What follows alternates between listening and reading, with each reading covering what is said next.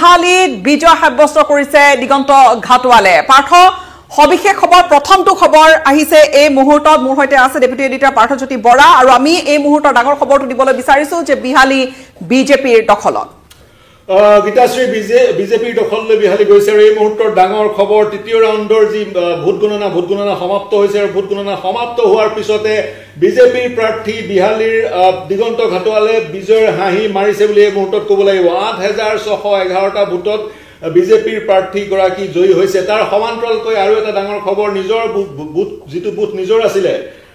জয়ন্ত বৰাৰ সেই বুথটোতে কম ভোট পোৱা পৰিলক্ষিত হৈছে জয়ন্ত বৰাই 147 নম্বৰ খৰাকিমলু হাইস্কুলৰ বুথত কংগ্ৰেছে পালে 243টা ভোট বিজেপিয়ে পালে 269টা ভোট অৰ্থাৎ নিজৰ বুথতে জয়ন্ত বৰা মুখ থেকে চাকালে প্ৰাসংগিক প্ৰশ্নটো গীতাশ্ৰী মুহূৰ্তত দুজন প্ৰাৰ্থী প্ৰক্ষেপ কৰা হৈছিল কংগ্ৰেছে প্ৰক্ষেপ কৰিছিল মিত্ৰজোঁট ভংগ কৰি কেৱল গৌৰৱ গগৈৰ পৃষ্ঠপোষকতাত সেইজন প্ৰাৰ্থী জয়ন্ত বৰা কংগ্ৰেছৰ তেওঁ পৰাজিত হৈছে বিহালী সমষ্টিত ইয়াৰ পৰিৱৰ্তে যিগৰাকী কংগ্ৰেছ বিজেপিৰ প্ৰাৰ্থী দিগন্ত ঘাটোৱাল তেওঁ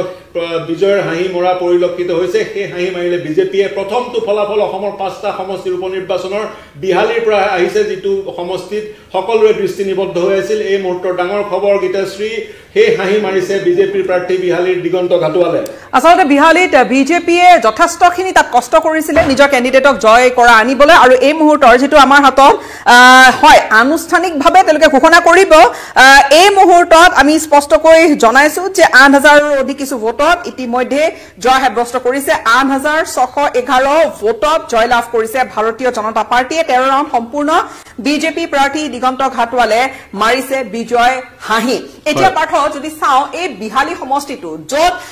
আসলতে কবলৈ গলে যত বিৰোধীৰ ঐক্যবদ্ধ মঞ্চখন ভংগ হৈ গৈছিল কেৱল বিহালী কেন্দ্ৰীয় কথা বতৰাখিনি কেন্দ্ৰ কৰি আনকি কংগ্ৰেছতো দুটা ফয়দৰ সৃষ্টি হৈছিল যত গৌৰৱ গগৈ নিজৰ পছন্দৰ প্ৰাৰ্থী জয়ন্ত বৰাক থিয় কৰোৱাইছিল আৰু জয়ন্ত বৰাই হয়তো কৰবাত গৌৰৱ গগৈৰ মেজিক নচলিল নেকি বা কৰবাত তেনেকুৱা ধৰণৰ হল নেকি কথাখিনি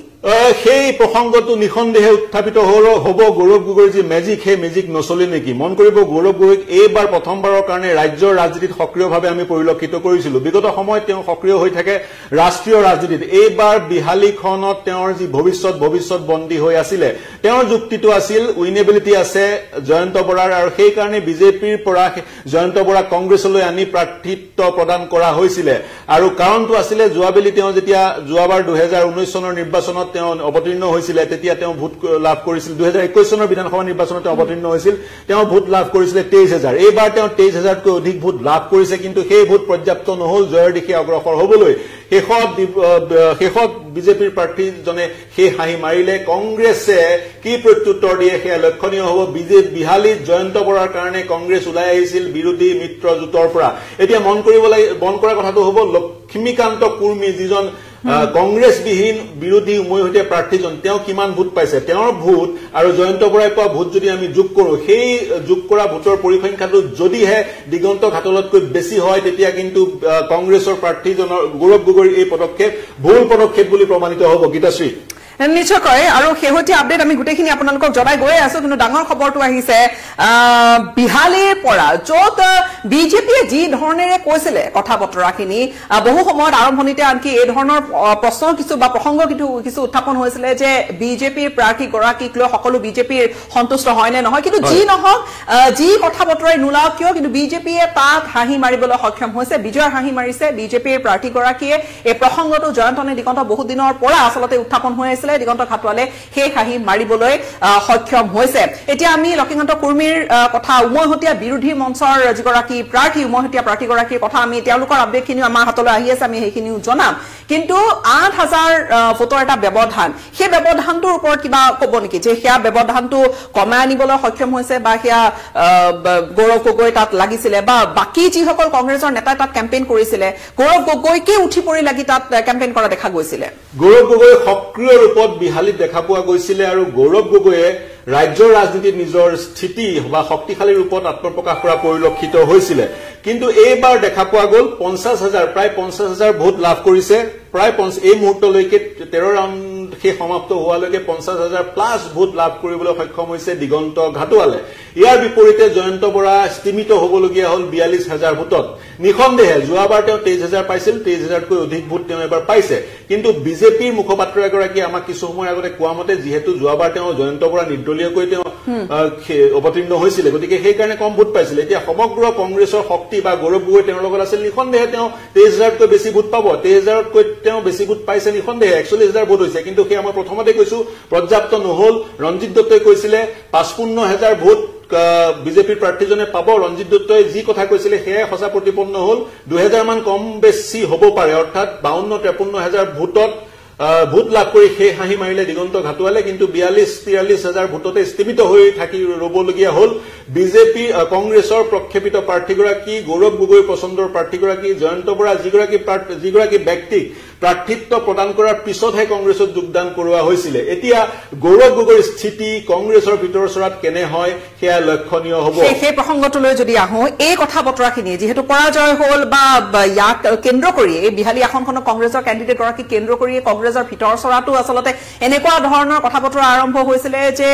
পচন্দৰ প্ৰাৰ্থী কাৰ আৰু কাৰ বেছি চলে, হাইকমাণ্ডৰ ওচৰত কাৰ বেছি কথা কোনে মানে। সমান্তৰালকৈ বিৰোধীও এই ক্ষেত্ৰখিনিত বিৰোধীৰ এই যিটো গোটেই কথা বতৰাখিনিক লৈ শাসকীয় ভাৰতীয় জনতা পাৰ্টীয়েও খুব কাঢ়াভাৱে সমালোচনা কৰিছিল যে তেওঁলোকৰ মাজত মুখ্যমন্ত্ৰী হোৱাৰ দৌৰ, তেনেকুৱা ধৰণৰ আচলতে বিজেপিৰ শাসকীয় পক্ষৰ ফালৰ পৰা বিৰোধীক সমালোচনা কৰা হৈছিলে। এতিয়া নিশ্চিত ৰূপত বিহালীৰ জয় পৰাজয়ৰ ওপৰতে গৌৰৱ গগৈৰ আগন্তুক 26লৈ বেছি দিন নাই, ছেমি ফাইনেল বুলি কোৱা হৈছে। এইখিনি কথা নিৰ্ভৰ কৰিব, কিয়নো গৌৰৱ গগৈৰ নিজৰ কেণ্ডিডেট থাকিব 26ত যেতিয়া কেণ্ডিডেট ঘোষণা কৰিব। স্বাভাৱিকতে গৌৰৱ গগৈ হৈছে লোকসভাত কংগ্ৰেছৰ উপদলপতি। তেনেস্থলত গৌৰৱ গগৈৰ এটা বা তেওঁৰ প্ৰভাৱ কংগ্ৰেছ পাৰ্টিত থাকিব। এতিয়া প্ৰাসংগিক প্ৰশ্নটো, গৌৰৱ গগৈয়ে নিজাববীয়াকৈ এজন প্ৰাৰ্থী প্ৰক্ষেপ কৰি ভুল সিদ্ধান্ত ললে নে শুদ্ধ সিদ্ধান্ত ললে? নিঃসন্দেহে যদিহে জয়ন্ত বৰাই জয়লাভ কৰিলে হয় তেতিয়া প্ৰশ্ন উত্থাপিত নহল হয়, গৌৰৱ গগৈ একছত্ৰী সম্ৰাট কংগ্ৰেছৰ ভিতৰ চৰাত হল হয়। কিন্তু এতিয়া কথাটো হৈছে গৌৰৱ গগৈ প্ৰক্ষেপিত প্ৰাৰ্থীজন পৰাজিত হৈছে। এতিয়া ব্যৱধানৰ যদি কথাটো আহে, গৌৰৱ গগৈ এটাই কথা কৈছিলে বা কংগ্ৰেছৰ নেতৃত্বই যেতিয়া বিৰোধী ঐক্য মঞ্চ ত্যাগ কৰিছিল তেওঁলোকে কৈছিলে বিবেক দাস নামৰ যিজন প্ৰাৰ্থী CPI ML লিবাৰেশ্যনৰ, তেওঁক বিৰোধী ঐক্য মঞ্চৰ উমৈহতীয়া প্ৰাৰ্থী হিচাপে প্ৰক্ষেপ কৰিব বিচাৰিছিল। কিন্তু তেওঁৰ ৰেকৰ্ড বেয়া, তেওঁ 8 বাৰ পৰাজিত হৈছে। গতিকে উইনেবিলিটি যাৰ বেছি তেনেধৰণৰ প্ৰাৰ্থী প্ৰক্ষেপ কৰাৰ যুক্তি সন্মুখত ৰাখি জয়ন্ত বৰাক প্ৰক্ষেপিত কৰা হৈছিল। জয়ন্ত বৰাই অধিক ভোট লাভ কৰিবলৈ সক্ষম হল, কিন্তু সেয়া পৰ্যাপ্ত নহল। গতিকে তেনেস্থলত ব্যৱধানৰ বিষয়টোৱে আগস্থান পাব নে ব্যৱধানৰ বিষয়টোৱে গৌৰৱ গগৈক এটা এজ দিব সেইটো পিছত গম পোৱা যাব। কিন্তু যি বিৰোধী ঐক্য মঞ্চৰ আন দলসমূহ ইতিমধ্যে তেওঁলোকে মন্তব্য কৰিবলৈ আৰম্ভ কৰিছে, যদি হাৰিবই লাগিছিল তেতিয়া বিৰোধী ঐক্য মঞ্চক শক্তিশালী কৰি ৰাখি বিৰোধী ঐক্য মঞ্চৰ উমৈহতীয়া প্ৰাৰ্থীজনক কিয় দিয়া নগল? ভূপেন বৰাই বিৰোধী ঐক্য মঞ্চৰ উমৈহতীয়া প্ৰাৰ্থীজনক দিয়াৰ পোষকতা কৰিছিল, কিন্তু গৌৰৱ গগৈয়ে হাইকমাণ্ডৰ পৰা এই নিৰ্দেশ লৈ আহিছিল, যিটো নিৰ্দেশৰ যোগেদি জয়ন্ত বৰাক প্ৰাৰ্থিত্ব প্ৰদান কৰা হৈছিল, বিজেপিৰ পৰা আনি প্ৰাৰ্থিত্ব প্ৰদান কৰা হৈছিল। কিন্তু এনিৱে তেওঁ পৰাজিত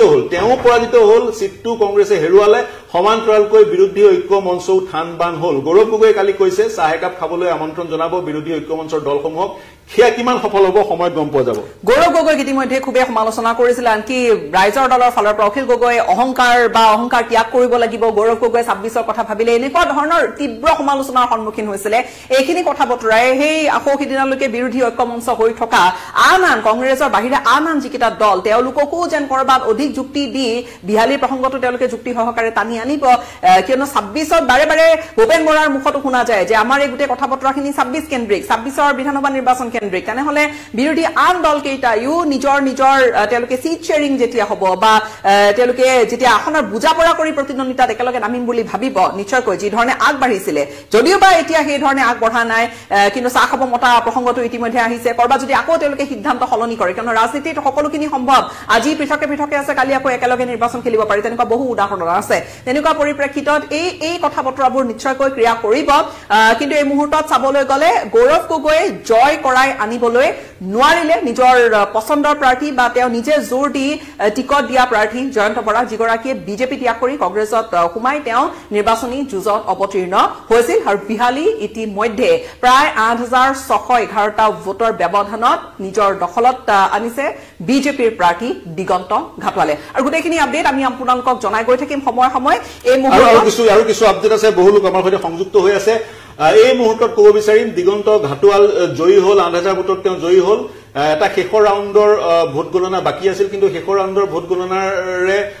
যেহেতু অবকাশ নাছিলে কংগ্ৰেছৰ প্ৰাৰ্থীজন আগুৱাই যায় গতিকে এক প্ৰকাৰ আমি সেই কাৰণে ঘোষণা কৰিছো দিগন্ত ঘাটোৱাল জয়ী হল মন কৰিব গীতাশ্ৰী এই মুহূৰ্তত ক'ব লাগিব যদি আমি জনবিন্যাস বিহালী চাওঁ জনবিন্যাস বিহালী বিশ্লেষণ কৰো ১,৩২,০০০ মান বিহালীত মতদাতা আছে ভোটদানকাৰী আছে ভোটদাতা আছে আৰু তেওঁলোকৰ ভিতৰত প্ৰায় ৫০,০০০ আদিবাসী সম্প্ৰদায়ৰ বা চাহ জনগোষ্ঠীৰ লোক আৰু গতিকে দিগন্ত ঘাটোৱাল যিহেতু নিজে এগৰাকী চাহ জনগোষ্ঠীৰ বা আদিবাসী প্ৰতিনিধি গতিকে আদিবাসী প্ৰতিনিধিসকলক আকৰ্ষিত কৰাত তেওঁ সক্ষম হল বুলি এই মুহূৰ্তত ক'ব পৰা যায় সেইটো এটা ফেক্টৰ আৰু গৌৰৱ গগৈৰ অনাগত সময়ত কি স্থিতি হ'ব কংগ্ৰেছৰ ভিতৰৰ চৰাত সেয়া লক্ষণীয় হ'ব ব্যৱধানৰ বিষয়টো আহিব পাৰে আৰু গৌৰৱ গগৈয়ে প্ৰথমবাৰৰ কাৰণে ৰাজ্যৰ ৰাজনীতিত এক বৃহৎ ভূমিকা গ্ৰহণ কৰিছিলে ৰাজ্যৰ ৰাজনীতিত গোটেই অসম কংগ্ৰেছৰ বিৰুদ্ধাচৰণ কৰি তেওঁ হাই কমাণ্ডৰ পৰা এক নিৰ্দেশ লৈ আহি নিজাববীয়াকৈ জয়ন্ত বৰাক তেওঁ প্ৰাৰ্থী হিচাপে প্ৰক্ষেপ কৰিছিলে তৎসত্ত্বেও কিন্তু তেওঁ সমষ্টিটো উদ্ধাৰ কৰিব নোৱাৰিলে কিন্তু বহুতে ক'ব বিচাৰে প্ৰথমবাৰ ৰাজনীতিত প্ৰৱেশ কৰি ৰাজ্যৰ ৰাজনীতিত প্ৰৱেশ কৰি এটা গীতাশ্ৰী ডাঙৰ ৰিস্ক লৈছিলে গৌৰৱ গগৈ কাৰণ অভিজ্ঞতা তেওঁৰ নাছিলে তেওঁ কলিয়াবৰ সমষ্টিটো সীমাবদ্ধ হৈ আছিলে বিগত সময়ত সমষ্টিমুখী আছিলে তেওঁ বা দিল্লীৰ তেওঁ লোকসভাৰ মজিয়াত উদাত্ত ভাষণ প্ৰদান কৰে দিল্লীত তেওঁ সক্ৰিয় অৱস্থাত তেওঁ পৰিলক্ষিত কৰা হৈছিল প্ৰথমবাৰৰ কাৰণে বিহালী সমষ্টিটো তেওঁ এক্সপেৰিমেণ্টেল বেচিছত তেওঁ ৰিস্ক লৈছিলে কিন্তু সেই ৰিস্কে তেওঁ কোন পৰ্যায়লৈ লৈ যায় কোন দিশে লৈ যায় ২০২৬ত সেয়া লক্ষণীয় হ'ব সমান্তৰালকৈ এইবাৰ কিন্তু যদিও কংগ্ৰেছৰ লগ লাগেহি এই আপ বা আন দলসমূহ অজাপ বা ৰাইজৰ দল তেওঁলোকে কিন্তু কংগ্ৰেছক এইবাৰ ব্লেকমেইল কৰিব কংগ্ৰেছে যি উইনেবিলিটিৰ কথা কৈ আছিলে সেয়া সেই কথা কৈ কিন্তু কংগ্ৰেছে মুখ থেকেচা খালে কাৰণ পৰাজিত হ'ল কংগ্ৰেছ পৰাজিতও হ'ল বিৰোধী ঐক্য মঞ্চও থান পান হৈ গ'ল গতিকে কংগ্ৰেছ দুই ধৰণে কংগ্ৰেছ লোকচানৰ সন্মুখীন হ'ল শাসক পক্ষৰ সন্মুখতো পৰাজয় বৰণ কৰিবলগীয়া হ'ল বিৰোধী ঐক্যৰ যিটো এটা আগবাঢ়িছিলে সেইখিনিতো কংগ্ৰেছ কৰবাত নিজৰ কথা যি ধৰণে স্থিতি ৰাখিছিলে তাতো পৰাজিত হ'বলগীয়া হ'ল এই দুই ধৰণে চাবলৈ পাৰি দুই ধৰণে কংগ্ৰেছ পৰাজিত হ'ল আসনখনো হেৰুৱালে আসনখন ২০০১ চনৰ পৰাই বিজেপিৰ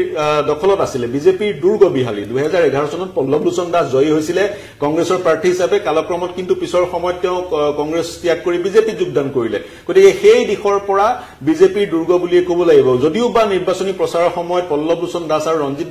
ৰঞ্জিত দত্তৰ মাজত এক সংঘাতৰ বাতৰি আহিছিলে নিৰ্বাচনী সংঘাতৰ বাতৰি আহিছিলে এই সংঘাতক পল্লৱলোচন দাস আৰু ৰঞ্জিত দত্তৰ সংঘাতক সৰুগত কৰি চাগৈ সেই হাঁহি মৰাৰ বা বিজয় নিশান উৰুৱাৰ পৰিকল্পনা কৰিছিল গৌৰৱ গগৈয়ে কিন্তু যি ধৰণে বিজেপিৰ গোটেই তন্ত্ৰ জপিয়াই পৰিলে ১৩জনকৈ বিধায়ক কেন্দ্ৰীয় মন্ত্ৰী দিল্লীৰ পৰা আহি বিহালীত লাগি গ'ল বা ৰাজ্যিক মন্ত্ৰীসকলে বিহালীত বাহৰ পাতিলে তেওঁলোকে যি ধনবল বাহুবল প্ৰয়োগ কৰিলে সেই ধনবল বাহুবলৰ সন্মুখত তিষ্ঠি থাকিব নোৱাৰিলে গৌৰৱ গগৈ প্ৰক্ষোভিত প্ৰাৰ্থীজন গৌৰৱ গগৈ নিজে তিষ্ঠি থাকিব নোৱাৰিলে আৰু দেখা পোৱা গ'ল সেই প্ৰমাণ আজি পোৱা গ'ল সেই হাঁহি গৌৰৱ গগৈ প্ৰাৰ্থীজনে মাৰিব নোৱাৰিলে বৰঞ্চ দিগন্ত ঘাটোৱালে সেই হাঁহি মাৰিলে অক্ষত থাকিল বিহালীত দুৰ্গ কিন্তু এই মুহূৰ্তত সামগ্ৰী খবৰটো নিদিলে গীতাশ্ৰী আধৰুৱা হৈ থাকিব আমাৰ ব্ৰেকিং আপডেট আমাৰ হাতত আহিছে কিছু সামগ্ৰী কিন্তু সামগ্ৰীত তানজেল হুছেইন আগবাঢ়ি আছে